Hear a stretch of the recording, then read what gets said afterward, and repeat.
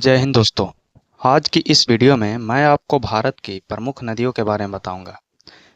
देखिए, वैसे तो भारत में दो प्रकार की नदियां प्रवाहित होती हैं। एक है हिमालयी नदियां और एक है प्रायद्वीपीय नदियां। लेकिन उससे पहले आपको थोड़ा सा ये जानना होगा कि नदियों का निर्माण कैसे होता है।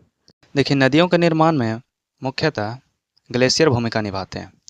ग्लेशियर का मतलब आप समझते होंगे कि जो पहाड़ों पर बर्फ जमे होते हैं और उनके पिघलने से जो पानी एकत्रित होता है, उनसे किसी नदी का निर्माण होता है, तो वो हो जाती हैं नदियों का उद्गम स्थल। यह बात तो आप समझ गए होंगे। तो अब हम चलते हैं हिमालयी नदियों की ओर। देखिए, हिमालयी नदियाँ मुख्यतः तीन हैं: सिंधु नदी, गंगा नदी और ब्रह्मपुत्रा नदी। इनमें सबसे पहले हम बात करेंगे सिंधु नदी की। दोस्तों, सिंधु नदी की बात करें तो इसका उद्गम तिब्बत के कैलाश मानसरोवर झील से होता है और यह भारत में लद्दाख से प्रवेश करती है। इसकी कुल लंबाई 3180 किलोमीटर हो जाती है और यह भारत में करीब 1114 किलोमीटर का सफ़र तय करती है। दोस्तों, इसके कुछ प्रमुख सहायक नदियां भी हैं, जैसे कि झेलम, चिनाब, रावी, ब्यास और सतलज। और अगर हम इसके मुहाना की बात करें तो यह कराची के दक्षिण में अरब सागर में जाकर समाप्त हो जाती है। तो बेसिक जानकारी थी सिंधु नदी की। अब हम बात करते हैं गंगा नदी की। गंगा नदी का उद्गम गंगोत्री हिमनद से होती है और इसकी कुल लंबाई 2525 किलोमीटर है।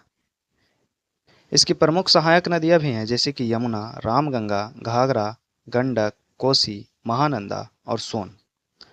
दोस्तों, अगर हम इसके मुहाने की बात करें तो बंगाल की खाड़ी में यह समाप्त हो जाती है। कुछ बातें नोट्स में आप लिख लीजिएगा, जैसे कि गंगा नदी को बांग्लादेश में पद्मा के नाम से जाना जाता है।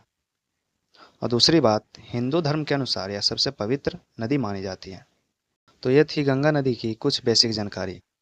अब दोस्तों, हम चलते हैं ब्रह्मपुत्र नदी की ओर।